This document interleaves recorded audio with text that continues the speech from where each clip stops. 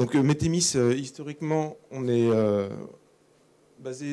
originaire de Grenoble, du CEA de Grenoble, et on vient s'installer donc sur le campus des Junopole. On aura deux sites, l'un à Paris, donc l'autre sur Grenoble, et on fait déjà partie en fait de quelques réseaux qui sont l'IAR et le réseau Mesure, qui est un réseau francilien à l'origine et national aujourd'hui.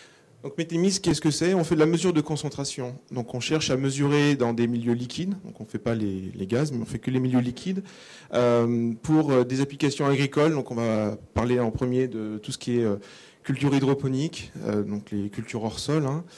Après, on s'occupe aussi des biotechnologies. Donc ça va aussi bien du sol, de l'agriculteur, aller mesurer ce qui est disponible pour la plante en termes d'azote, de phosphate, jusqu'au traitement des bioprocédés pour l'extraction de transformation en éthanol, par exemple, et à la cosmétique en utilisation finale. Et puis, historiquement, en fait, nos capteurs ont été développés pour le domaine médical. Et on a d'ailleurs en fait en cours des tests de ces capteurs-là à l'hôpital de la Charité à Berlin, et puis aussi avec une société aux Pays-Bas qui fait un rein artificiel portable, donc pour remplacer les machines de dialyse par un appareil qui fait 2,5 kg et dans lequel en fait nos capteurs sont intégrés puisqu'il avait besoin de contrôler l'état de santé du patient et le fonctionnement de la machine. Donc on a développé pour ça des capteurs qui sont biocompatibles et stérilisables. Donc on voit ici quelques exemples des réalisations qu'on a faites. Donc le rein artificiel dont je vous parlais précédemment. Et on travaille aussi donc, pour tester des acides aminés sur Sens Total. Donc voilà, des capteurs qui ont un panel d'applications relativement large. Donc le premier produit qu'on a, c'est une sonde qui embarque 6 capteurs à la pointe, qui est connecté directement à un PC, et toute l'électronique avec le traitement de l'information est dans le stylo.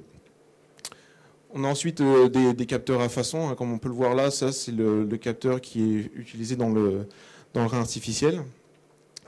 Et en dernière solution, en fait, on propose des plateformes de mesure directement soit en point of care ou pour l'industrie directement en prélèvement à côté de la ligne de production. Un petit focus sur le stylo qui va être disponible dès le mois de mai, fin mai, début juin. Aujourd'hui, c'est un stylo qui est en version USB, mais on aura très rapidement à la fin de l'année une version Bluetooth. Ce qui est important de noter, en fait, c'est qu'au-delà de la technologie des capteurs qui nous permet vraiment de les miniaturiser, d'en mettre jusqu'à 6 à la pointe, on a aussi tout un système de traitement du signal derrière pour lever les problèmes d'interférence qui sont bien connus dans les mesures, en particulier les mesures du. Bref, rappel un peu des différentes technologies qu'on peut utiliser. On va avoir des capteurs de potentiométrie, ce que tout le monde connaît sous la forme de pH mètre. On a aussi des capteurs en diamant. Alors au-delà d'avoir un matériau extrêmement noble, c'est du vrai diamant. Ça permet d'avoir des stabilités en fait, et des durées de vie de capteurs qui sont extrêmement longues, et surtout de pouvoir travailler dans des conditions beaucoup plus difficiles, dans des environnements agressifs. Donc ça c'est intéressant. Et par là même, on a aussi des capteurs enzymatiques qui utilisent l'une ou l'autre des technologies en fonction du milieu de ce qu'on cherche à les mesurer. Et ces capteurs-là, en fait, les capteurs enzymatiques nous permettent d'aller chercher des molécules beaucoup plus complexes que des ions. On va citer en particulier un qui est très connu, qui est le capteur de glucose, que malheureusement beaucoup de gens utilisent aujourd'hui.